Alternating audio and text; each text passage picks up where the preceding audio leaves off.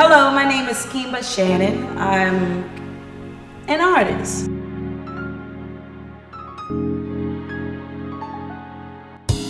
I'm originally from Baltimore. I studied at Towson State University. After receiving a BFA from Towson, I went on to New York to audition for a few gigs. Through the few gigs, I booked 2 shows. One show was for New York and the other show was for Germany with the musical Fame.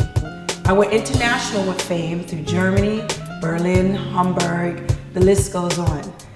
Being there, I learned about the culture, I learned about the people, I learned about the different styles of dancing, and I just basically studied while I was there, and I took a lot of the styles and started adding it to make it my own.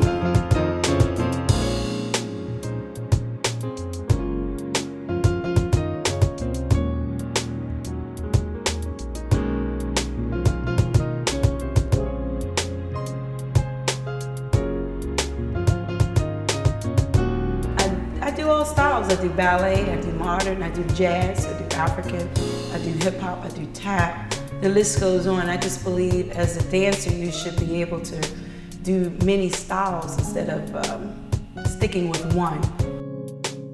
Dance is an expression of who I really am. I believe that dance is a different Kemba.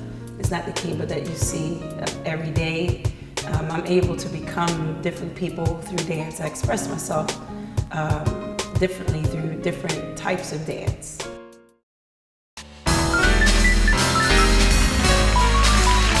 So I went in to play the role, and I remember I was really nervous. It was my first acting job, and I didn't really know if I was a good actress yet. But John Chu believed in me. I would get there at 5 a.m. They would put the makeup on me. I had to remember my lines. And then I would be there all day, and then I would go into the Lion King at nighttime.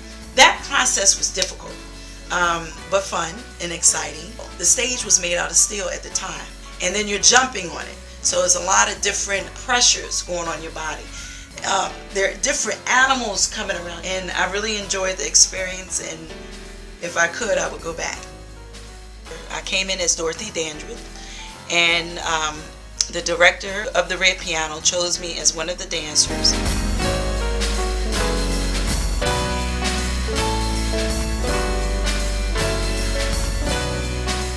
It was a very spiritual thing that happened in The Color Purple. A lot of the women were very spiritual, and they taught me how to pray, just how beautiful life can be. Of course, I met Oprah Winfrey there, and I thought that was one of the most amazing moments of my life. Jamie King, who is one of the biggest directors of the world right now in the commercial world, he gave me my first job as a commercial dancer. It was a blessing working with Rihanna. She was green and she was exciting, and it was really a lot of fun working with her.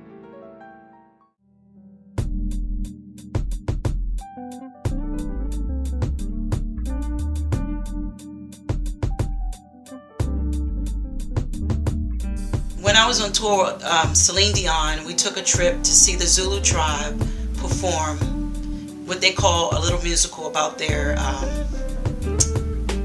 village and how they survive and how they greet and meet and how they marry their women.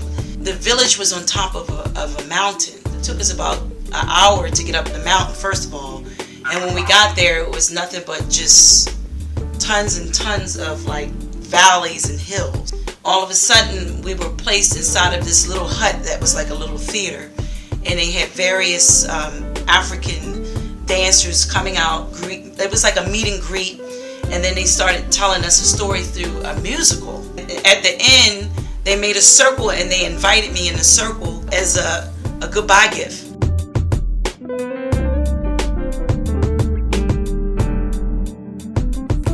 Wow, the Madonna Tour 2001, and I remember meeting Madonna for the first time, and maybe I think I was probably in the end of the process of the callbacks, and I remember her calling me up. She said number 30, my number, come here. She kept saying my number, so I thought maybe I'm gonna go on tour with Madonna.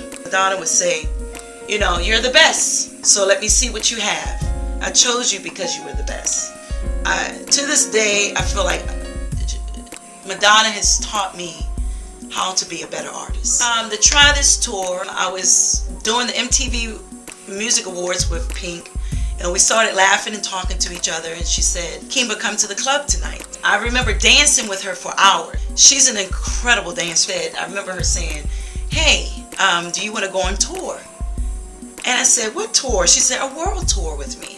And I said, of course, who doesn't want to go on tour with Pink? She held auditions in LA, so that began my whole journey with Pink.